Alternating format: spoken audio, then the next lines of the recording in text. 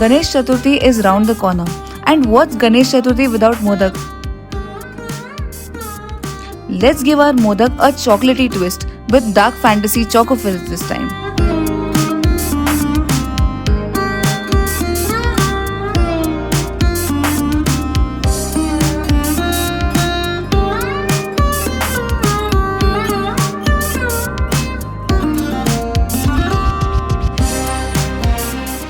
Modak making is what brings my family together during Ganesh Chaturthi.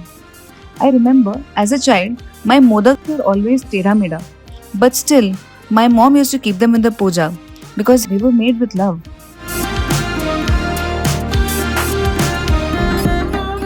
Our version of Dark Fantasy Modak has turned out to be simply amazing. How would you make your modaks using Dark Fantasy Choco fills? Share your recipe with us and tag Sunfeast Dark Fantasy.